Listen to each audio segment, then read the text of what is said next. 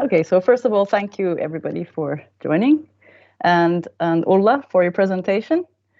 So yes, I'm an environmental educator living here in Finland, Helsinki. I moved here about in 2007, initially to work in a rain or shine kindergarten, and basically fell in love with the forest and decided to stay, just in a nutshell. It's been almost 14 years. So I'm both Finnish and Turkish, and I really enjoy staying here and being in nature, and well, connecting teachers, adults to nature. So here's my story. I hope you enjoyed the journey. First, I'll start with brief facts about Finland and Turkey. So as you can see on the left, we have 338,455 kilometers squares is the area, the surface area, with a population of 5.5 million. And the climate varies relative to latitude. So if you go from the south, it's more humid continental climate, and then towards the north, it's more boreal climate. You have warm summers and freezing winters. Almost hits minus 40 sometimes, or even 45 if you go to Lapland. So if we take now the Finnish map and just turn it sideways, you kind of have Turkey there. And it's about, well, almost twice as big if you look at the surface area, 783,000 over kilometer squares, with a population of 83.6. And we have three kind of climates. So Mediterranean climate, which means hot and dry summers, mild and wet winters. Then you have the continental climate, which if we go to the center of Turkey, you can already see there's lots of mountains that's kind of brown in the map. That's hot and dry summers and cold and harsh winters. Almost reminds you a bit of Finland. So the further you go from the sea, the stronger actually. And then we have the Black Sea climate, which kind of reminds me of Finland because we even have mustika, blueberries growing there. So it's temperate and wet all year long. So this is like the basics. If you go to the coastal areas, you get milder climates. And if you go to the central and more to the northeast, where you can see the white, that's where the mountains are full of snow whole year round. So there you have like harsh winters in the center, minus 20 degrees. And if you go to the northeast, you almost get minus 40. So when people ask me, like, doesn't it snow in Turkey? Do you have forests in Turkey? So I hope this kind of helps. Lots of lakes in Finland. We have also lakes in Turkey. We also have mountains. And we have hills up in north of Finland called Tunturi. You'll be seeing some pictures soon, so I thought it would be good to give a little description.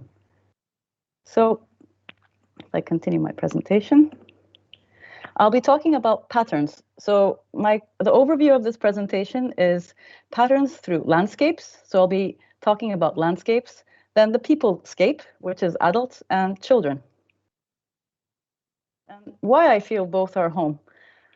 Well, mainly because of nature, because as Joseph Cornell, I'm pretty sure most of the environmental educators know him from the US, has a lovely saying, the more we learn about nature, the more we learn about ourselves.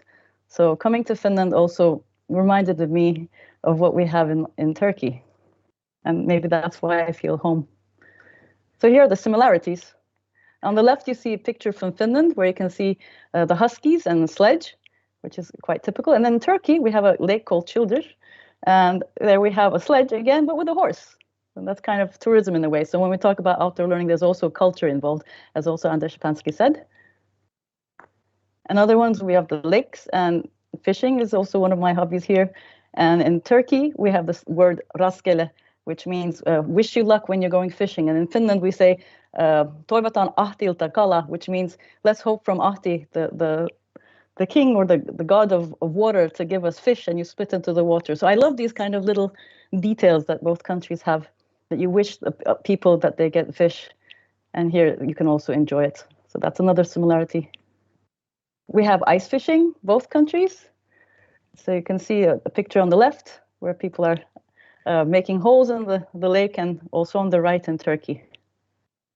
Here's another picture from the beach where we have rocks by the sea and a bit of sand, and on the right another picture which is quite similar. This is a picture in Finland in autumn, another one in Turkey. This is Bolu, so it's also kind of northwest of Turkey. And a lovely stream. Both might be difficult if you just given the pictures, you might wonder, okay, where's Finland, which one's Turkey? So these are the patterns I see in both countries. And last but not least, this is Tunturi, I just mentioned above. So these little hills, or not a hill, not a mountain, something in between, and far up north, usually in Finland. And in Turkey here, you see also the fauna which is interesting when I talk about dry climate. So not all the all the country has forests. It also has this kind of diverse nature. And this is interesting to work with when we're talking about going outdoors. It's just important to know what's actually there. What I find interesting is, well, you have teachers and children in Finland interacting with the landscapes. So here's pictures of Finnish landscapes meeting Finnish children through education. So if you look at the bottom, that's the reason I came to Finland initially, to work in a nature-based kindergarten. And we're having a circle there, eating our snacks on the snow. So this is not really an image you would see in Turkey. And that was something that I became very passionate about. So when I decided to stay, I said, yes, I'm staying in this country. However, there's a calling. I really need to take this back to my own country and get the teachers outdoors, hopefully change the mindsets of parents and people. Even my grandmother was saying, oh, it's cold. Are you crazy to go out in this rain and snow? But after 10 years, they got used to it, and they understood that if you wear appropriate clothing, there's no such thing as bad weather. These are the inspirations I got from Finland, that children spend 2 to 3 hours outdoors. This is the recommendation. And children are encouraged to explore environments around their schools and homes. And these learnscapes can be forests, beaches, gardens, cultural sites. So it could be making visits also to museums and parks, lovely parks. The Finnish education system promotes outdoor learning and play. And this was really vital for me, especially in terms of play. The kindergarten or early childhood education children, if you look at that with a magnifying glass, you hardly see them play, at least at that time. This is back in 2008 to 2011 when I was really pondering on this issue. It was something I noticed quite often, that children don't really have too much time for unstructured play. It's very structured. From the morning to the afternoon, they have lots of activities, one after the other. This is quite also common in some countries, I know. So in that way, Finland has been a real inspiration to bring outdoor learning and more play, not only to early childhood education, but also to primary school. So the question was, why not in Turkey? So if I go into the definition of outdoor learning, I find it important to mention it here. So it's an interdisciplinary research and education field, which involves, among other things, the learning space being moved out into life in society, the natural and cultural environment. And it's the interplay between sensory experience and book learning being emphasized. Also, the importance of place is underlined. And this is a translation from the Swedish original text by F.D. Norman Davis, Linköping University in 2004. So I started around 2013 already, trying to bring this to my country. And when I graduated as an environmental educator in 2014, I started running courses for adults. So Finland, Norway, Cyprus, to name a few. And meanwhile, I was trying to prepare the basis for the courses in Turkey. So you see one picture from Norway on the right. And yeah, fate had a twist. And I met Anders Szczepanski from Sweden in 2015, funnily enough, in Turkey. So it was the first international outdoor education meeting / workshop, which took place in Samsun, Turkey. And he was invited representing Sweden, and I was invited representing Finland. And what happened after this meeting, that we had follow-ups developing outdoor education courses specifically for Turkish early childhood educators and primary schools teachers. So what's interesting about this is also that he really focused on including everybody, like early childhood educators as in teachers, directors, practitioners, primary school educators as in directors as well, academicians, and he wanted it to be very mixed, like an ecosystem, you can say. And also that there's a flow between early childhood and primary school. So if I would only focus on early childhood, the problem there, or the challenge would be that it would stop in primary school. So he said that it's very, very critical that we include primary school teachers, so there's that flow. And that's what we did. There's an interesting study. I thought we were talking about landscapes, the patterns of landscapes, and now I'd like to mention the adults. Here's a study that was made by Fatma Yalçın in 2015. She's a Turkish researcher, and she came to visit actually Finland, and we met here in Helsinki. So the findings of the research, which is about the perspective of Turkish and Finnish teachers and parents, included both Turkish and Finnish teachers and parents believed that outdoor play was important for children's development and learning. However, Turkish and Finnish parents have distinct beliefs about the barriers to outdoor play. While Turkish teachers believe that there are many barriers to outdoor play, such as parental concern, inclement weather, teachers' inactivity, Finnish teachers believe that there are no barriers to applied outdoor play. This was made in the kindergarten. Finnish and Turkish parents had distinct beliefs also about the provision of outdoor play in kindergartens. While Turkish parents had health concerns about the provision of outdoor play in winter, as in, will they get sick? They'll probably get sick, they will sweat, and so forth. Finnish parents stated that the season and weather is not a concern for them. It's a very interesting cross-cultural study on outdoor play. So, now to action. So I started these outdoor courses that we designed with Anders. And because I'm from Turkey also, I know the education system. So it was interesting to kind of find things that would work also in Turkey and to see how you could link it with the curriculum. And teachers basically learn by doing. So by reaching the parents, I reached the parents also through the teachers. And not just the parents, also the children.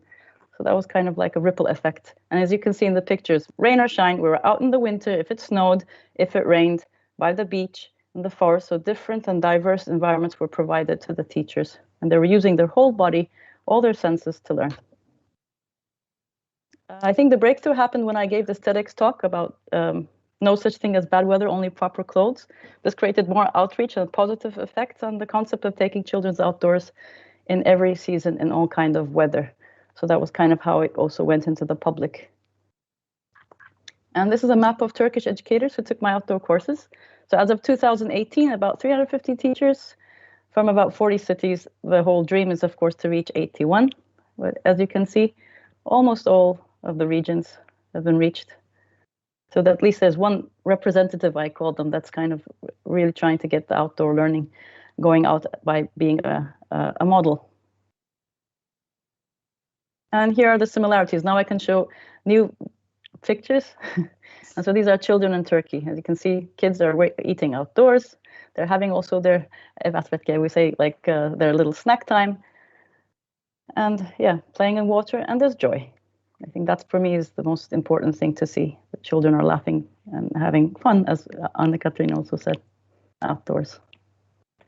Developments, there's many developments actually, but just to shortly share, I think this is quite important because one thing that that kind of promoted also the developments was that the Outdoor Classroom Day, which is an international campaign, started in 2018 in Turkey, and Learning in Nature was also one of the supporting partners. And since then, a current participation of over 1,400,000 children have taken part. And also teacher training sessions at the end of the year, which are given by the Turkish Ministry of Education. They finally included reading, for example, Richard Louv's book, Last Child in the Woods, and using schoolyards as outdoor learning environments. This is happening in 2018. So there's become more and more awareness. And Turkish Ministry of Education is supporting outdoor classrooms. So we're getting there, slowly. I'd like to now share a video at least depicting one of the teacher training courses that I give to Turkish teachers.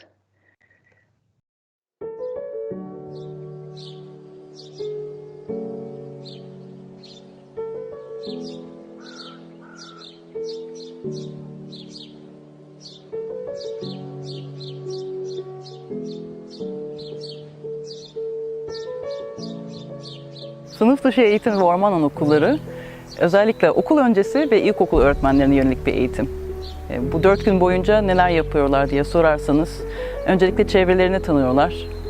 Bu çevreden nasıl ilham alabiliriz? Biz döndüğümüzde sınıflarımızda bunu nasıl taşıyabiliriz? Çocuklarla ne gibi şeyler yapılabilir diye fikir ediniyorlar. Alet çantalarını tabiri caizse doldurup o şekilde geri dönüyorlar.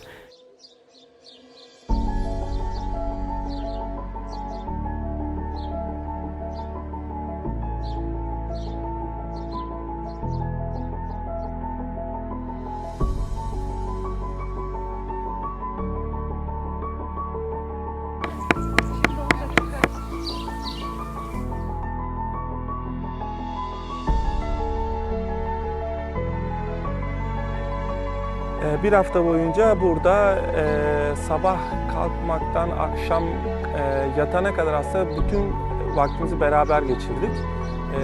Bütün vaktimizi doğada geçirdik. Hiçbir şekilde şehir yaşamına dokunmamış olduk. Aslında bu öğrencilerimize kazandırmak istediğimiz modelin bir yansıması da bir modeliydi. Böylelikle biz öğrencilerimiz orman anaokulunda nelerle karşılaşacaklar, nasıl bir yaşamları olacak onu da görme şansımız oldu ki biz burada bunu yaşayarak öğrenip daha sonra öğrencilerimize aktarabilelim.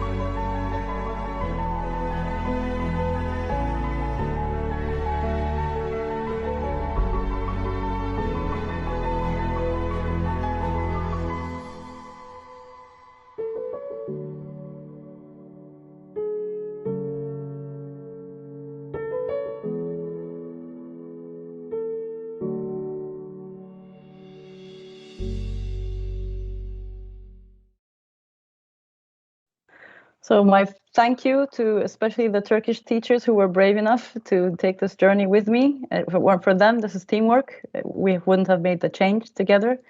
As one of the teachers said, that after the outdoor education course, they said it gave her hope. So thank you. And kiitos also to Finland for the inspiration. Teşekkürler.